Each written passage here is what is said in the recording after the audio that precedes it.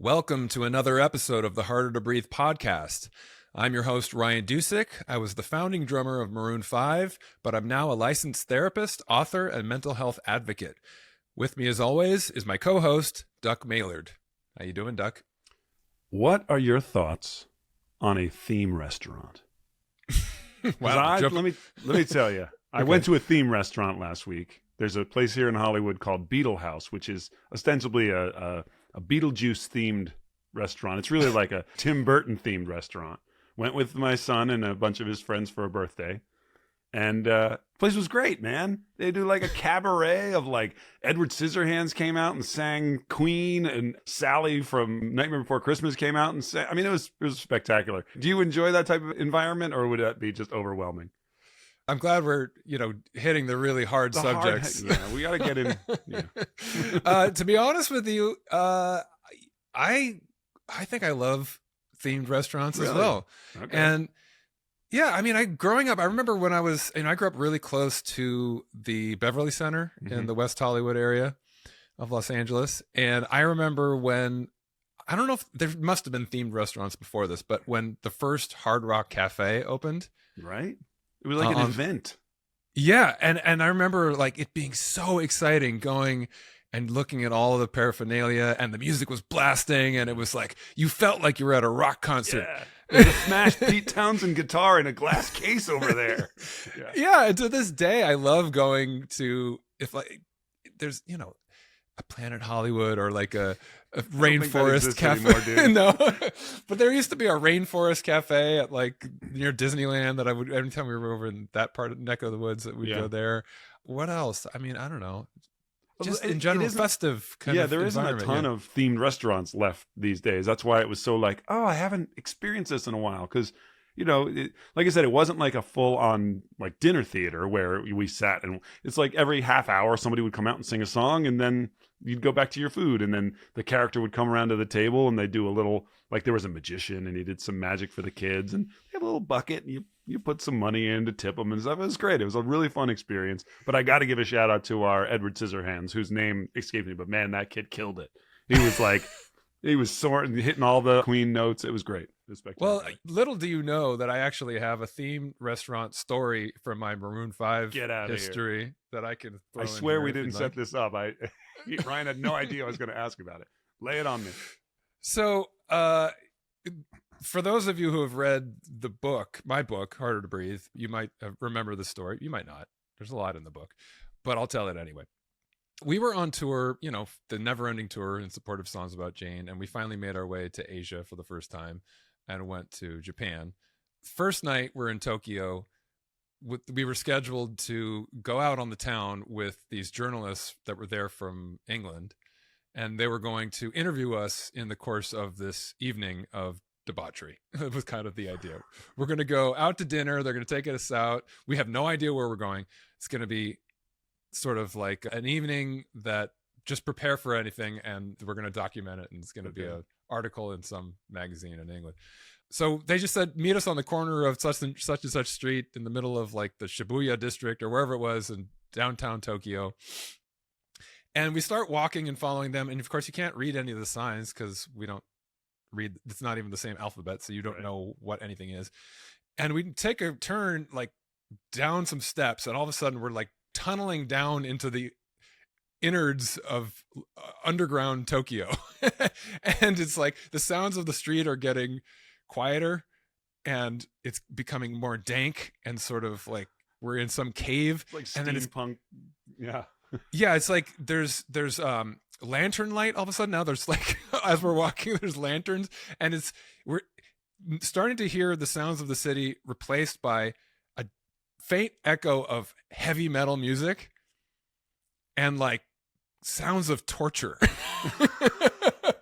like you're at Not Scary Farm or something like that. Okay. Like you're going, and then finally we come down and we're at this big door with giant iron knockers on it, like straight out of Young Frankenstein, that kind of thing, and we like knock on the door, and we're like, what is this? And then there's like people yelling at us in Japanese from the other side. We can't understand it. Finally, they open the door, and the people who answer the door are dressed like jail keepers, like it's a prison. Yeah. And they like grab us and usher us in, and it's literally like a dungeon where there's gates in front of people sitting on the ground eating dinner. So it's a restaurant. It was called the Lockup. It's like a dungeon prison themed restaurant, sushi restaurant. And they like brought us to our little room, threw us in there, slammed the gate closed, and we're just sitting on the ground. And then they came in and handed us some sushi. It wasn't great sushi, but it was like, and then like every 15 minutes, the lights would lower and flicker and the heavy metal music would come on and screams and stuff. And then a guy like in a mask would come in and try to scare us with a knife and stuff. Now to the shower room. Yeah. Oh God. Yeah. So that was the beginning of our night. The night went on from there. And actually that night we did karaoke, and we found for the first time This Love, our current single, on the karaoke machine, and James sang a version of it an octave lower. And then that became the basis for the video for the song Sunday Morning. Yeah. If you watch it at the very start, you see, we're in a karaoke club and there's people singing This Love. It was just this crazy long night. We got wasted. We were hanging out with models from all over the world, and we ate sushi on the ground in a dungeon. Well, I had dinner with a bunch of 12-year-olds. So, I mean, it was a very similar night for me. Yeah. Chuck E. Cheese versus... Right. Hey, Beetle House, please.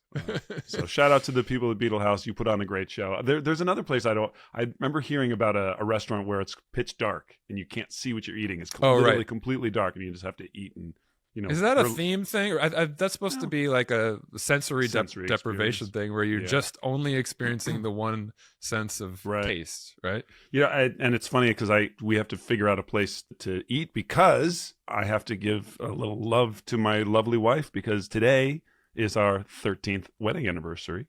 Oh, we've been married 13 years. And I love her very much, and she will not go to restaurants where she doesn't know what she's eating. So we're limited on the type of celebrations we can have. But yeah, happy anniversary, my love.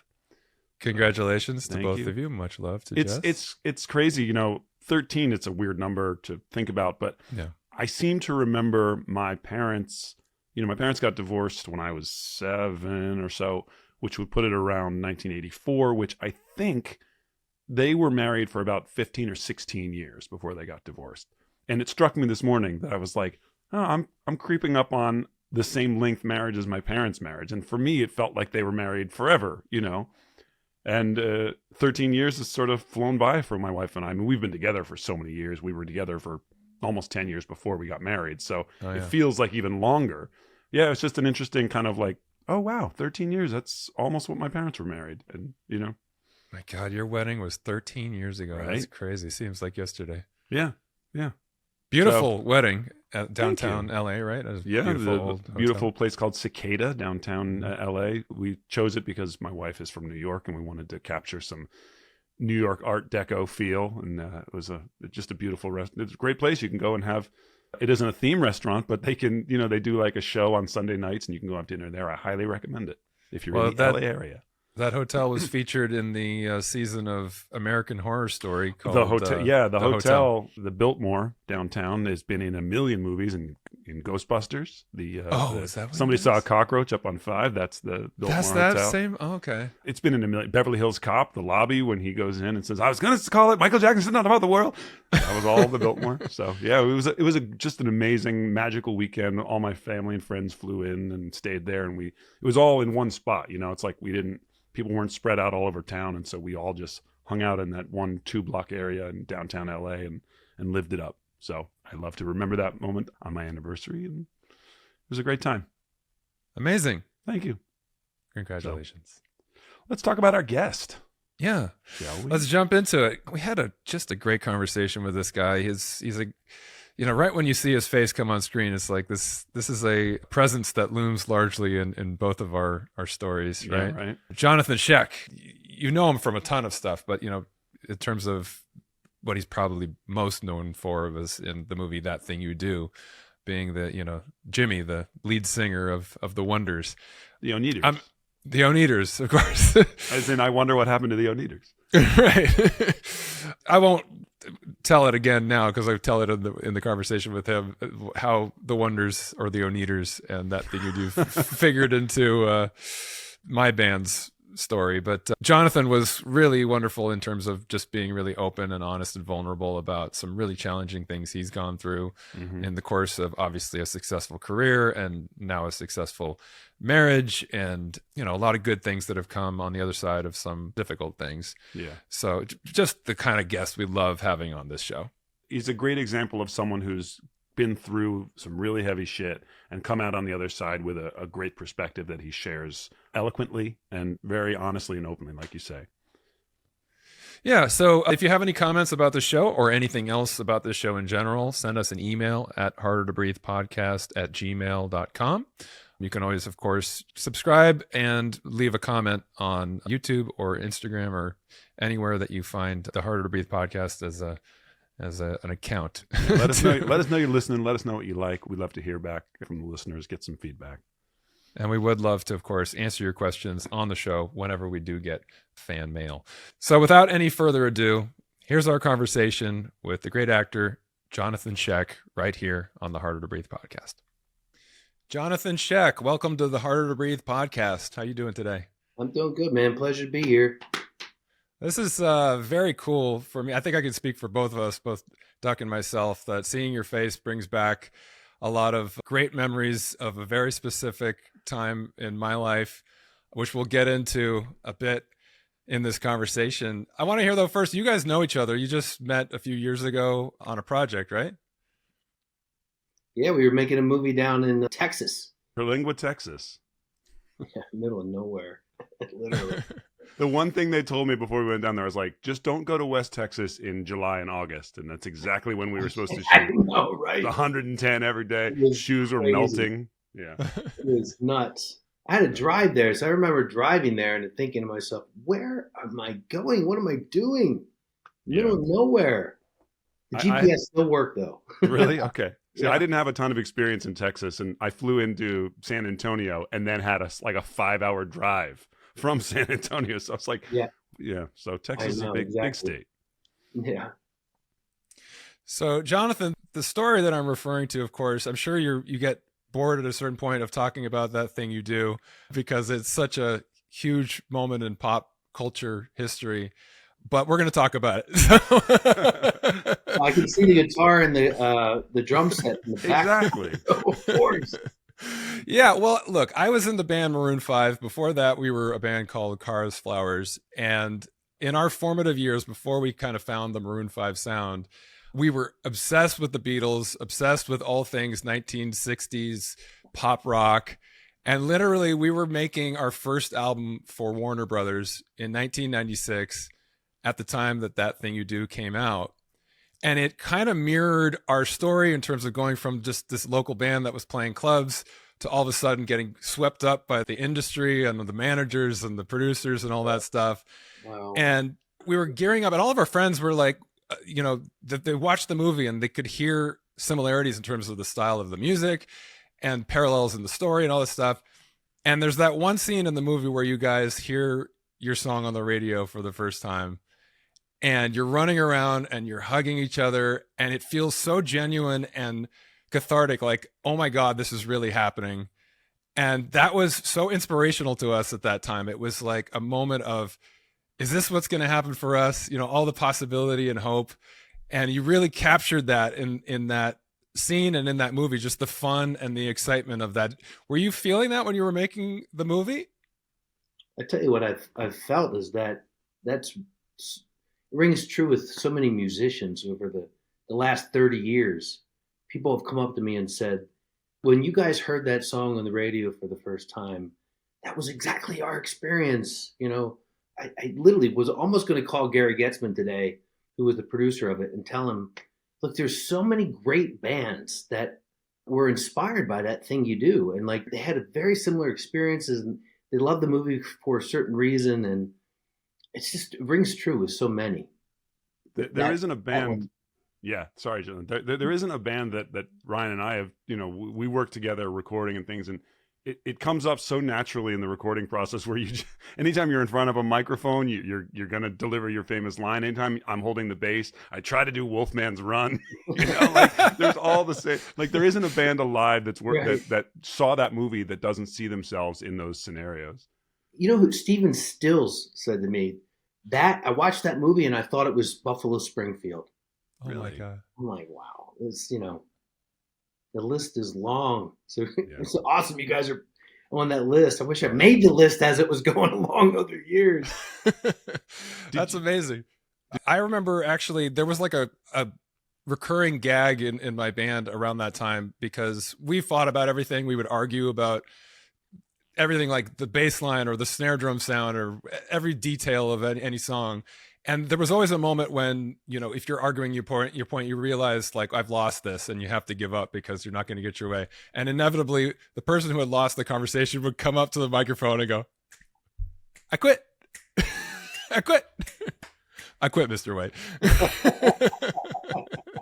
That's awesome, man. You know the band Haim, Haim?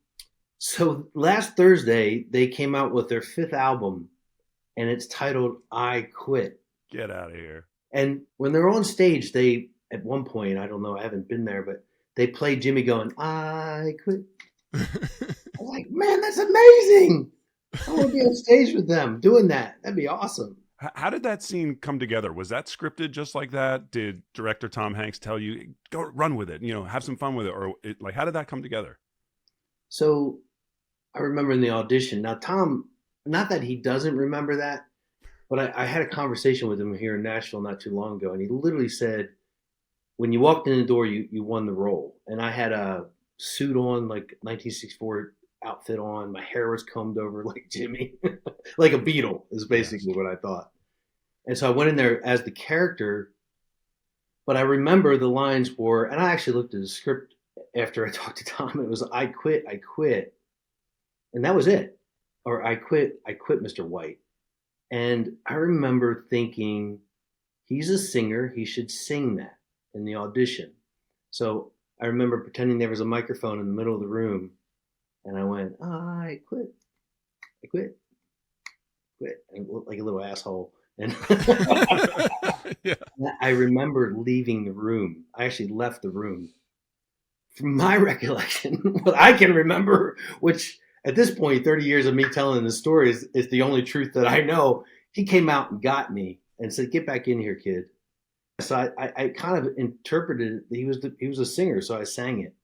And so when we filmed it, I remember thinking, this is Jimmy's chance to really get the audience behind him or get some sympathy for him.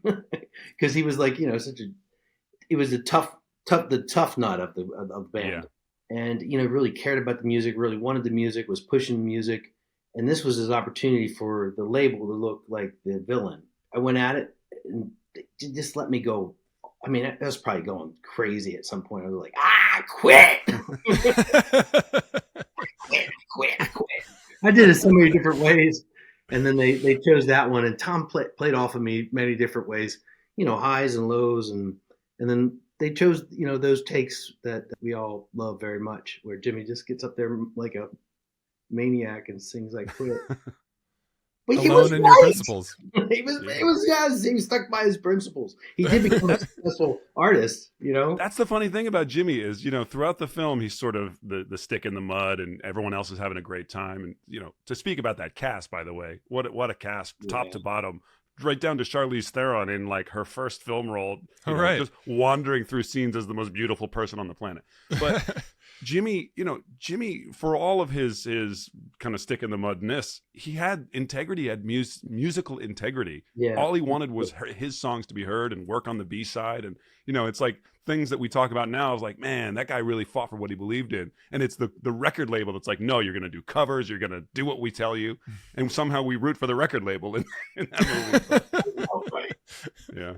Musical integrity was a word that got thrown around a lot in the 90s. You don't hear it so much these days anymore. Yeah. It's because Liv delivering those, I wasted millions and millions of kisses on you. I was like, I was toast after that. Yeah, right. And in that scene, which is interesting. So in that scene, I remember reading it thinking, wow, this is it. That Jimmy's over.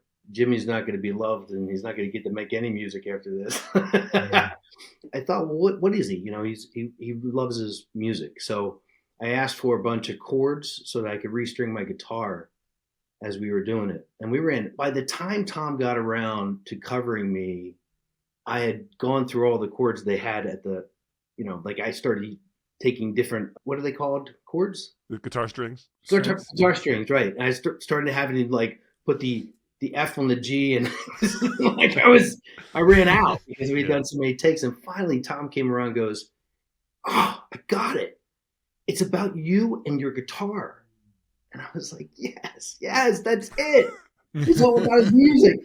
And he's like, so he made a shot with Jimmy and the guitar in the same frame. So yeah, that was neat when he figured it out. And I thought, oh, there's Jimmy. That's Jimmy. So you'd had a few roles before that, but that was kind of the movie that really put you on the map in terms of visibility. It was a moment in pop culture for sure. And I can relate to, you know, with my band, the moment when things really blew up and being at the eye of that storm. What was that like for you? Was it a good experience being in the middle of the phenomenon, or were you able to really perceive it the way other people did, or what did it do for your personal? So it's interesting. The thing about that thing you do, it wasn't a success at the box office. It wasn't like a critically acclaimed film. Over time, I remember Tom being in an interview saying, it's like they didn't see it in the beginning and now they see it now, all the critics. They finally see what we had always envisioned. And I remember, look, it's Tom Hanks, so he's used to getting number ones, everything he does. And he wrote, directed this, and produced it. And he loved it. And it wasn't perceived, it didn't do incredibly well, like, you know, in his world. In my world, it was obviously it was a hit. It wasn't like we got a number one hit song. Right. I think it was just kind of like, it was good performance, and none of us got any accolades except for the song, which it deserved. You know, it was just a great experience more than anything. It was great people that were involved. We made a great piece. We loved it. I loved it very much. I liked being that guy in it, even though a little kid did kick me on the red carpet one time. He said, "How could you do that to Faye?" Boom. And I was like, "It's just a movie, kid." That's amazing. Yeah. So it wasn't like that big, you know, like it didn't launch my career kind of thing. It just was another, you know, I made a movie with Tom Hanks and I was good in it. So yeah, people always hired me or, you know, loved that film and hired me from there. So what was that? What was that moment for you? I mean, you know, was it American Quilt? Was it, you know, like what were the movie or the moment where you suddenly were like, oh, people know who I am. People recognize my face. People are calling my name on the street. It's never happened.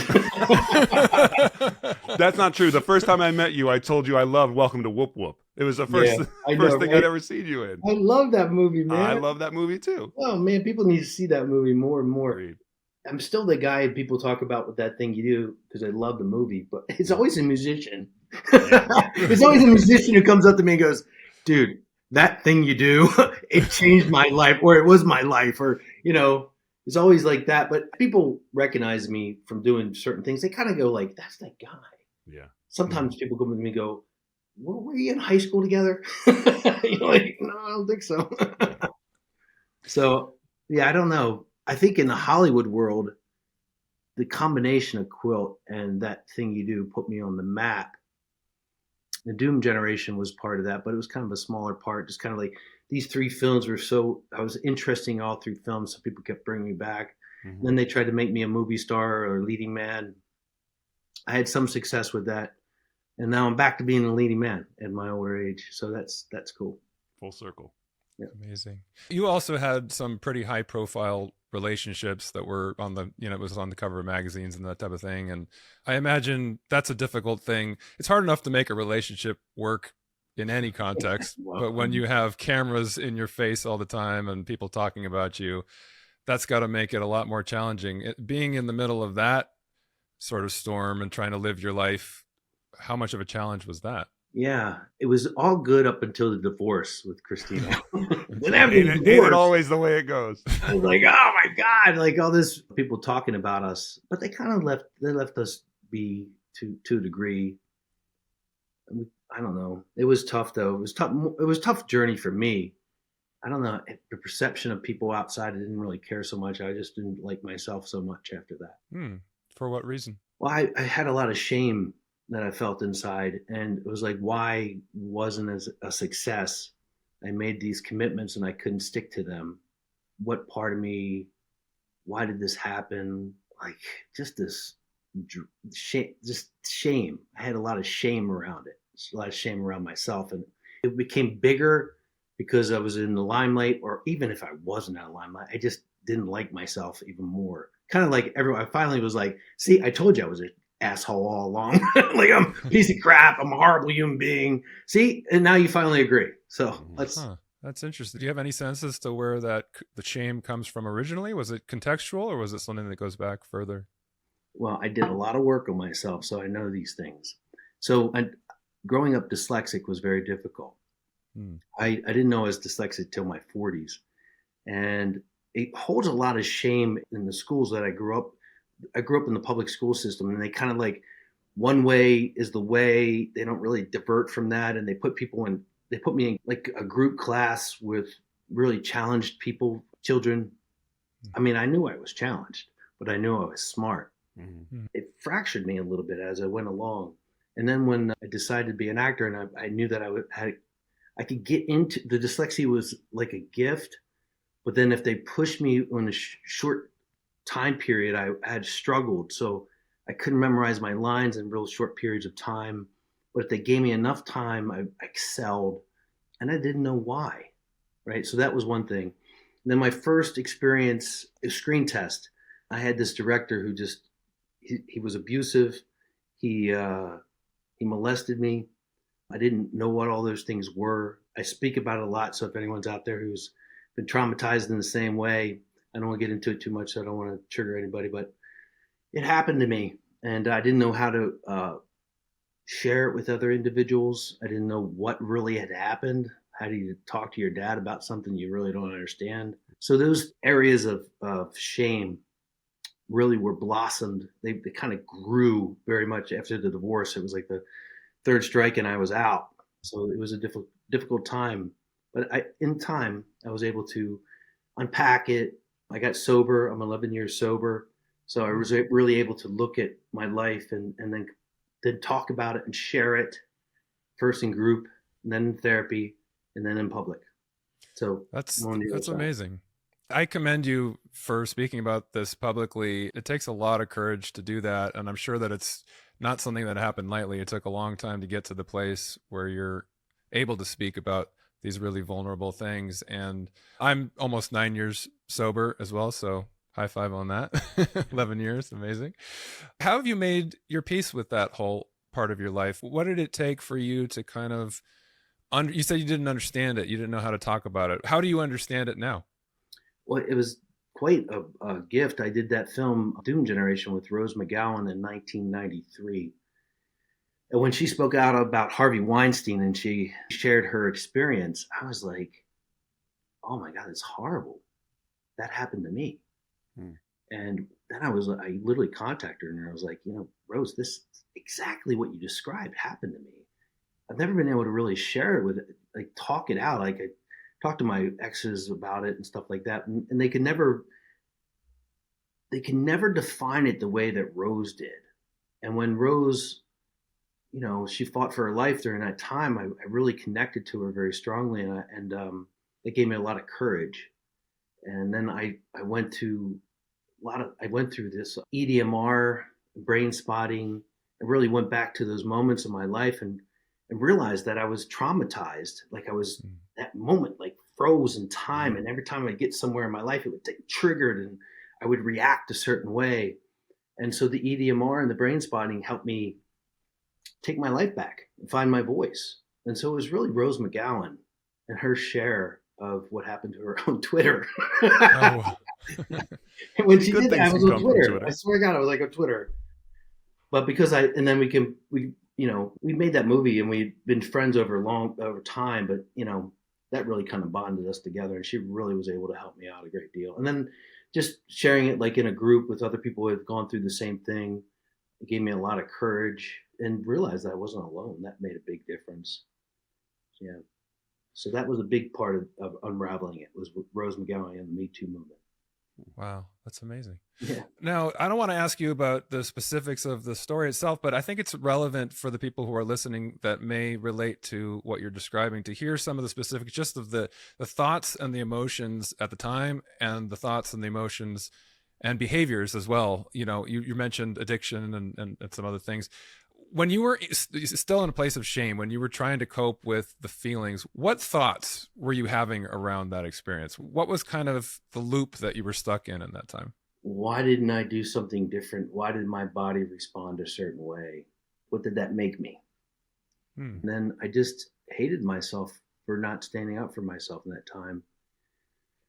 You know, Frank, it was a director named Franco Zeffirelli. I know he's done this a million times. Like, he was really good at it.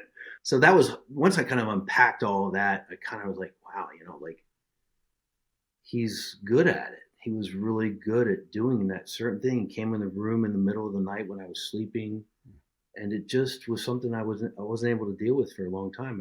I didn't want anyone to know. I didn't want to be judged. I felt weak. But with the EDMR and the brain spotting, what that does is it tells you, they help tell me that your body responded a certain way because that's the way it survived. Like the experience of, what is it, flight, or like your body's either going to react a certain way or retreat. And because I was in this state, I retreated because I was so, like, this man was bigger than life at that moment. With screen tested that day, I spent, a week prior getting ready for this big screen test. I put myself in this very vulnerable position, and I wasn't the street kid from Baltimore. I didn't beat him up. I didn't wreck him. That's the question. It's like, I think that the dumb question that everybody asks, and of course we know the answer, but it's like, you're a big guy, why didn't you just punch him in the face? I know, if it was that easy. Yeah, so that was it. That was the thing that held me back for all that time, is that I didn't do that. And then through EDMR, going back to that period, it was something that I did react. I took back my voice in that time. My life has changed dramatically because of that. In that moment when I reclaimed my life. I love that. Yeah. So you mentioned addictions, you mentioned some ways in which you weren't coping in a good way.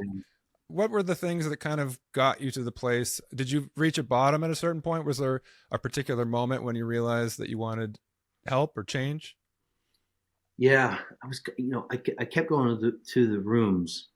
I kept going in rooms, AA rooms, and I was trying to understand why the therapists were always telling me to go to these rooms. But I got to a place where I was, drinking and using drugs and doing outrageous things that I never thought I would ever do. And I would even say to myself, like, why do you want to go do this? You don't even want to do this. You don't even enjoy yourself.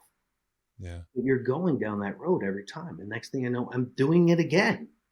And then that made me realize, wow, that's who I am. So I can't stop it even though I want to. That means that something has control over me. And I kept going back to the rooms, kept listening, and got somewhat of sobriety enough to kind of like not bury my feelings anymore, not destroy my life again and again. I started realizing like you're like doing this. How do you know what I mean? Like, you can't stop yourself from doing it. It's compulsion. And now because you're trying to stop, now you're really hurting. You're doing it to hurt yourself. And then I met my wife, who I'm married to now, and she got pregnant. And I kept realizing it wasn't just about me anymore. Like, this guy, this incredible human being underneath of it all, wasn't going to come out. And he wasn't going to be the father or the son for all these things that were going on in my life. And I was blessed by these awareness, like with Rose. I was blessed that Rose came out at that time. That was 8 years ago when she did that, because then that really opened up I stopped drinking, I stopped drugging, and I was able to start understanding all these things. I understood I was dyslexic. That really helped, because there's a lot of shame involved with dyslexia. And like, even like an audition process was like a constant trigger for me to hate myself. I got to the point where I I thought about, I don't like talking about this because I'm always afraid someone's going to look at this and go, me too. But I had suicidal thoughts almost every single day of my life during that dark time. Didn't think it was worthy of living. I'd wake up, I had a loaded gun by my bedside. Yeah, it was tough. It was a dark period of my life. But once my son was born and my wife was smart enough to put the crying baby in my hands after I had a binger, I was like, you need to take care of him today because I had to go do something. That was the day that I went, this is it. I'm not going to do that anymore. And that's when I stopped drinking 11 years ago. Wow. That's one of the most powerful motivators for sobriety and change and self-care is a sense of purpose in your life. And the responsibility that comes with being a parent is certainly a sense of purpose that's thrust on you, whether we're It's seeking coming. it out or not. It's coming on, and so, I mean, for some people that doesn't happen though. For some people, they see that, they have that moment, but they're not able to make that change because they're so stuck in their addictions. But obviously you were able to turn the page. What is it for you that has maintained that process? Do you go to meetings? Do you stay in therapy? Is it just the life that you're living now that keeps you motivated in sobriety and health, or what else are you doing? Brazilian Oh. jiu-jitsu. Oh, right. I don't do jiu-jitsu anymore because Oh yeah. in Nashville now. So the guy keeps leaving. Every time we get an instructor, they always leave. So it's make jiu-jitsu up here, like make McDonald's, it's like constant change. Yeah, I go to meetings. Yeah, I try to frequent a meeting. I'm a coach right now. I coach my son's lacrosse team. Oh, nice. So it's hard to make the nighttime meetings. But yeah, meetings are very important. I keep my sponsees and everyone constantly working the program. I love that program. It saved my life. I wake up, I pray every day, I give gratitudes. I keep contact with all the individuals that I've been in programs with, go to meetings. I'm almost in July, I'm 8 years sober in SLAA, and that's sex and love addiction. And that's really where the shame understanding comes from. That really helped me a lot. I heard a lot of the same things in those meetings. Yeah, so 11 years in AA and 8 years in SLAA. And I was trying to work the program before I came on today. I was like, what am I bitter? Have I been bitter all day? I'm like, I don't think so, but maybe I am. Before I get on there, I better not hold any resentments. And you know what I mean? It's good for the show though. Let that stuff out here. Yeah. Brings the new followers in. So I don't think we've talked about SLAA too much on the show. For those people out there that aren't familiar with Sex and Love Addiction Anonymous, how is it different from the AA, or is it not different? You mentioned that you dealt with the shame more in that environment. What was that like? I think there's a little higher consciousness in it because it's not just a substance. So you can get deep in AA, but a lot of it's like just stopping the alcohol, stopping the connection between drinking and then you have to delve in. You get deeper in. Hopefully your sponsor can get you to the place of really understanding your shortcomings. But SLAA has this emotional component to it because when you talk about love, relationships, so that's what it really comes down to is like this understanding of like these relationships that we have and how they hold us hostage or not. And SLAA has a lot to do with that. So immediately people get into like a deeper conversation. Make sense? Yeah. Yeah, I think there's still a lot of stigma with that. I think that people need to understand that, for instance, shame, it keeps you in your addiction regardless of what your addiction is. That's the main driving force of alcoholism or any addiction. But with sex and relationships, it's a different kind of thing because, alcohol can be looked at as a social thing. It's in our culture, it's actually embraced as a behavior that you're shamed sometimes for not doing it, True. But if you have a sex addiction, that's looked at with a different kind of stigma. In pop culture, understood the idea of attachments to some extent, the idea that the way we connect with other people, whether it's an anxious attachment or an avoidant attachment, or the ways that we engage in relationships can either be a really healthy thing or a really toxic thing. And it all goes back to our early attachments and to the ways that we learned how to get our needs met in either healthy ways or unhealthy ways. And there's nothing shameful about it. It's just conditioned behavior, just like anything else, and has to do with our relationship with ourselves more than anything else. So did you discover a lot about just your background and who you are as a person through your relationships in that process? Yeah, absolutely. I broke down every relationship that I was involved in, and that was I called it the Broken Hearts Club, because I really delved into why I was so brokenhearted and why I couldn't let go of that. Like, why did that rule my life after it happened? Why did I decide to just beat myself to oblivion, with all my addictions over, something that wasn't true, this obsession with Cupid. It's like, you really got to deal with like a healthy relationship as opposed to the relationship that my parents had. They're healthy now, but when they were growing up with me as a child, it wasn't so healthy. So that obsession over, this love or else it's over kind of thing. If this love doesn't work out, then, I might as well be dead. There's a lot of people who really truly believe that. And that was a big part of my father's love for my mom. Yeah. So all those things you start to deal with in SLAA, you hear them, and then you get into your understanding of sex. What was it that happened during when I was molested? I could talk about those things in groups, why my body reacted a certain way, how that triggered me to think a certain way over time. All that stuff came from SLAA. It came from my sponsors. Sponsors. I really grew. I was so blessed. One of my sponsors, I came out here in Nashville, Tennessee, and I really grabbed onto this program in Venice Beach, California. And it was great. They had, people coming in for one day of sobriety, and it was intense. And then when I came out to Nashville, I was looking for, a group, and I was with a girl that I knew out here in Nashville, and she literally goes, "I'm going to a SLAA meeting tomorrow." And I was like, of course, I was like, of course, I'd love to attend that. And so I started to attend that.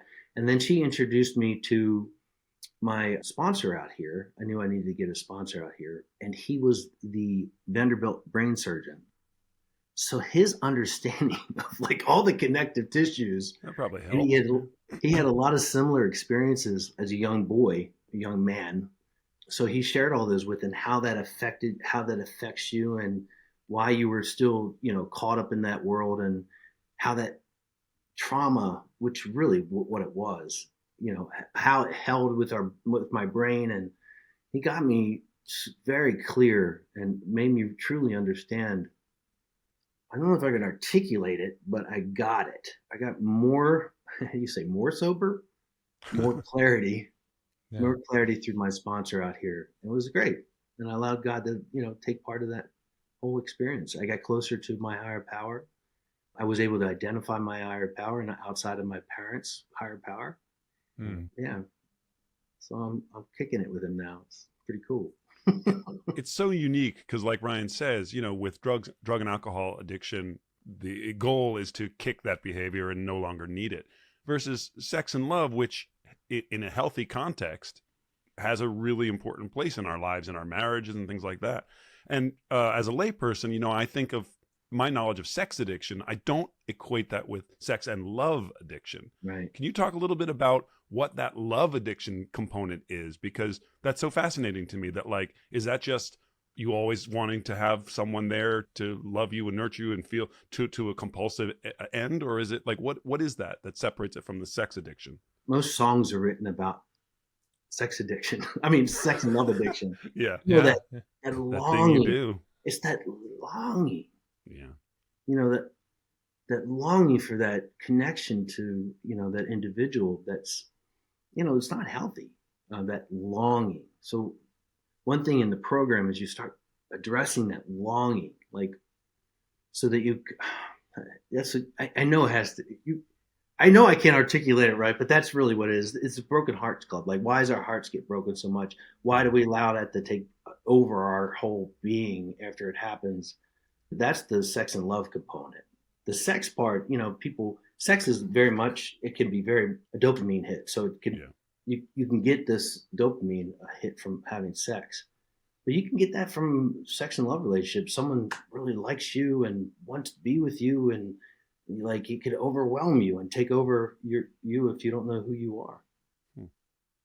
Yeah, I would add to that, love addiction can take a lot of different forms based upon your style of attaching, the ways that you try to get your needs met. But essentially, it goes back to this thing that Jonathan is describing in terms of longing for something that we never got. There's a validation that conems from it, needing so badly to feel loved that you'll go to lengths that are unhealthy to get that need met. Okay. And the most common form you'll see it take a lot is like a series of very intense relationships. You see people that have been married 5 or 10 times, these roller coaster rides of, and we've all been there to a certain extent, it's a matter of degree, but where you actually seek out or create highly emotionally volatile relationships, the cycle of abuse, the cycle of just like intense love bombing and wanting it to be the most idealized, incredible thing. And the sex is amazing and you fall in love so deeply, so quickly. And then it's just dramatic and there's fights and breakups and just gotcha. Those kind of things. The people you see in those rooms a lot are people that struggle with just finding like comfort in security and normalcy and feeling intimacy that is not highly dramatic, that is somebody you can trust, somebody you feel secure in yourself and secure in that relationship, and you have your independence. You don't depend on them to get all of your needs met. So that's the work, is trying to find that security in yourself and not be bringing so much need into your relationships to try to get that from the experience of that intensity. Is that kind of the way you're describing it? Yeah, that's great. That's great. See, he's good at this. So Jonathan, you've been through all of this. You went through the ringer with some of these personal experiences, and then you've done the work, and you're in this relationship now. You're a father and a husband. And so what the things that you've learned both about yourself and your relationships going all the way back to your parents, their relationship, your relationship with them, in your recovery from all this stuff, how does it apply to your current relationships? What does that look like? Do you think about the things that you've learned in this process and how it informs a healthy relationship today? Yeah, I realize that I've been able to embrace all those parts of me because my little ones, as they grow up, I can see it in them. I mean, like I can see the addict, with their pads. Like, oh my God, that's an addiction. Oh yeah. It is. It's don't get me started. Yeah. Yeah. I got to be a father and take care of them without doing the harmful thing. Well, at least I will try to not do the harmful things that were done to me, even though my parents are wonderful. And I say that because they are. But they just didn't know how to handle those things. It wasn't like a conversation they've ever had before. And I had those conversations. So I'm responsible for that. Yeah, so I think having done the work, I find myself, and you can see it in me, I just maintain a presence. I'm present. Mm-hmm. And I don't allow the traumas to take hold. I'm present with my children. I'm present with my wife. I try to do the best that I can. When that spiky part of me comes up and I embrace it, I hold it really tight. And I know that it could take over my life, and I just hold it. And it gives my life colors, but it doesn't take away the blue sky. It doesn't darken the cloud. Clouds don't darken. It is now. It is. The presence is a great word for it, because I'll give you some flowers here, because I remember watching you work on our movie. And the day you came in, I think they handed you a 3-page monologue. I know. And Sean's dyslexic too. Yeah, our director, Sean Patrick Flannery, is dyslexic as well. Should have known not to do that to you. But what I noticed in that moment was your calm and your grace that you gave yourself. You didn't allow yourself to be like, all right, I got to learn this. You took your time. You made everyone else wait for you. You know what I mean? Like, I would assume that the work you've done has led you to have that confidence in a work setting as well of, this is what I need. I'm not going to apologize for it. I'm not going to be ashamed of it. Yeah. give me the time to do what I need to do and I'll get it right. And of course you did. You nailed this super beautiful long monologue with this super presence. That was the word that I would have used had you not said it.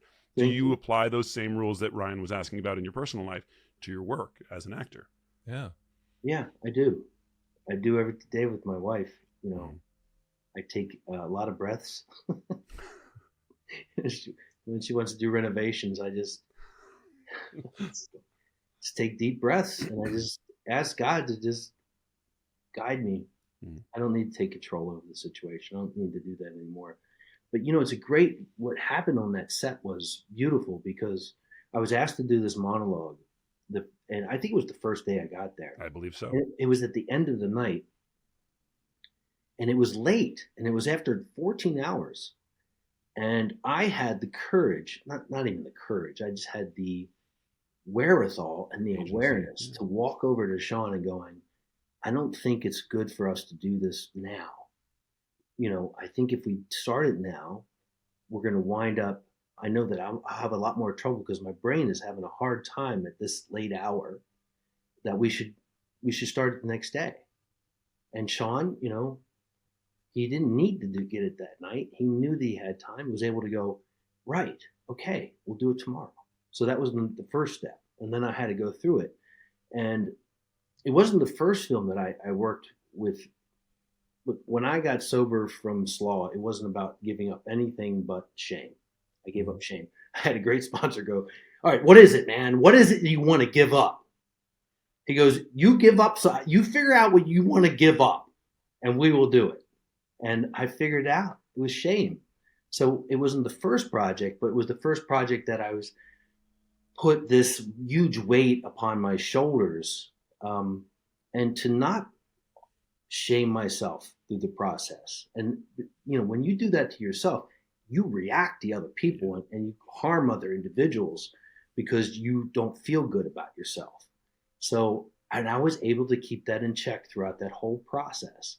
I was so into my program at that moment, and just there was nothing that was going to take me down that rabbit hole. You know, I was going to harm myself after that experience, and it turned out to be a really great experience. And then I got the big experience with Sean because he's dyslexic as well. By the end of it, you know, he was just like, Jonathan, I'm dyslexic too. I know you're dyslexic. You're just like me, man. Yeah. Well, it was impressive to watch in real time. Like I said, I as a person who has gone through his own struggles and sort of struggle with the shame of not wanting to let other people see your weakness. Not weakness, but just your lack of ability to say, I can't do this right now. Yeah. And for you to have the strength, the courage, the self-awareness, the agency to take that moment and say, we're going to get this done. But what I need as an actor, as a person, is to take a day and do this tomorrow. It was just really impressive to me and very inspiring. So I appreciated seeing it in real time. And I love seeing it on the screen, how it came out. Yeah, cool, man. Thank you for that. Yeah. So you're something of an advocate now, speaking about this stuff on a show like this. I'm curious, what does that do for you? What's your reason for pursuing opportunities of advocacy in your life? Is it part of the service that comes with AA, or what purpose does it serve? Yeah. The 12-step, man. Every time I read it, I'm like, man, I have a duty because it was really given to me from these incredible people, and I have to pass it on. So, you know, I wish I was Brad Pitt because I know he's sober. I wish I could get out there and do it in a bigger way, but I'll do it my way, and I'll help the people along the way. And everywhere I go, I will help anyone who needs help. You know, that's beautiful. So you mentioned a few different things, that challenges that our listeners could probably relate to. One was dyslexia, or I suppose any kind of learning disability or a challenge you face in terms of development in that regard. You mentioned sexual trauma. You mentioned different forms of addiction and relational health, you know, challenges to relational health. So for the people out there that are watching or listening to this and might relate to any one of those things, what is your message for them? What would you want them to know about your journey and what you've learned that might be helpful to them? They're not alone, and it wasn't their fault. Beautiful. So you're still working, doing your career. You have a long career at this point. What are your goals? Do you have goals that you're working towards in your career, or things beyond advocacy? Are there any things on the horizon or things that you still haven't accomplished that you'd like to accomplish? Well, I have a television series called Blue Ridge, and Mhm. I love my series, and I think it's a series that we made with the intention of giving individuals hope. When you watch an episode of Blue Ridge, and by the end of it, you'll have experienced a lot of entertainment, Mm. and it will give you a sense of hope. I hope to continue doing that. Hope to keep giving people hope. Mhm. This is tough out there in this world. I don't know if it's tougher than it was. I have no idea because I wasn't there. But It's I know that everyone goes through a lot. As an entertainer, I want to entertain, and I want to be Mhm. able to give them hope. And that's a lot to do with the filmmakers that I work with on Blue Ridge. Their whole message is hope. They Mhm. know that there's not enough hope in this world. You're an executive producer of this show. Is this the first time that you've worn that hat? To this level, yeah. I mean, I have a lot to do with the film. I mean, the Yeah. series. Yeah, this is the first time I really at this level of commitment to it. Like beginning, middle, and the end. I have to do all of it. I Yeah. even directed the last episode. Oh, wow. Yeah. What was that experience like? Oh, it was amazing because I had this incredible, like Sean did, with us, you have this understanding of acting, and Right. you're just kind of like you're able to take your actors to a different place because you don't have any of this. You can just have this. You have this vocabulary with these actors. It's just like easy, you know. It was Hmm. beautiful. They gave great performances because of it. It's our season finale, so I think it really it hits very strongly hope at the very end of it. It'll break your heart, give you hope, Mm. get you coming back for more. Do you find that, again, those skills that we talked about you developing through therapy and the work that you've done, do you find that those skills are applicable as both an executive producer of a show and a director, where you are responsible for not just the kind of the show itself, but the positivity on a set, the overall vibe that's going on out there? I mean, do you apply those same lessons and those same rules there? Yeah, so I think that my sobriety allows me to lead in a way that I've never led before. I was always charismatic, but I lead with my heart. Mm. Uh, Even though I'm still so screwed up, man, We're all I screwed up, just not Jonathan. get around that. And I have, that cactus just comes right through me sometimes, and I become very prickly. But I lead with my heart, and I follow my heart, and I follow higher power, and that leads to like beautiful experiences for people that they come on my show and they really enjoy themselves, and that was shown to me by Tom Hanks. Mm. So I'm not Tom Hanks, and I don't. I know Tom could be Tom. I'm going to be me, but the way that he led is the way that I think I lead this series. So that there's another reason why it means so much to me that we can have this really safe environment, and I'm a big part of that. And it was always a safe environment. Tom gave me a safe environment. Gary Getzman and Tom Hanks. Not every experience making movies and television series was a good experience, Mm-hmm. and had a lot to do with who was in the leadership. And I lead that way. So yeah, and I'm a sponsor in the program, but and I'm a father, and I'm a husband, but I'm also a coach. And I wasn't able to do any of this stuff because I wasn't sober. I literally felt like I can't be around little kids because I'm not healthy. Mm. And when I got healthy, I believed in myself, and now I'm able to coach these kids. And I'll give you an experience I had yesterday. I coach a lacrosse team, and I played lacrosse when I was growing up, like 30 some years ago. It's still the same sport, but it feels completely different out here in Tennessee. But I have fourth and fifth graders, and they were playing against a bunch of sixth graders. And they play at my heart level. They get me, and they really are intense, and they really play with the heart. And their little bodies can't keep up with those sixth graders. Mm-hmm. And I had a little boy come off the field, and I saw him, and I was just like, I pulled him to me. I was like, "What's wrong?" And he goes, "I can't breathe." Mm. And he's this little guy, and he was out there just fighting fighting these big kids trying to get that ball. I was just like, I was like, you are breathing. You are breathing. Is there anything else wrong with you? He goes, I just can't catch my breath. And I got him on a knee, and I got on a knee with him. I said, just keep trying to find that breath. Keep trying to find that breath. And that breath led to a smile on his face. You know, he knew that he pushed himself and he was still okay. Yeah. And that was it. I was so proud of him for doing that. He pushed himself till he didn't think he literally was right there on the field. I had to grab him and pull him off because he was done. He was just like, I can't breathe anymore. I've tried so hard. So I think that that's really what I want to do with my life is I want to give that little boy hope and courage and discipline because he needs that he needs that through his life. Yeah, I think that's the things that I want to do more than anything. And I want to be able to give those things to people. I'm really good at it. Wow. I love that story. As you were telling it, it felt like a really apt metaphor for your journey. Yeah. I could imagine this kid saying, I can't breathe. It sounds like you at a certain point in your life really struggling with the shame that you were carrying and the version of you that has grown through that and has the strength now to speak to that younger version of yourself. Yeah. And say, you're okay. Yeah. You're getting through. You are breathing. Yeah. Yeah. Yeah, exactly. It was like, yeah, you're breathing, buddy. You're doing it. I'm so proud of him, man. Oh, the little guys. Yeah, they really mirror you in such a big way. Yeah. So those are the ambitions, you know. Of course, I want to work with Charlize Theron again. Sure. We all Who do. doesn't? We all do. do. I work with Tom Hanks again, that's definitely at the top of my list. I want to make another movie with him. I want to share my journey with him in front of the camera.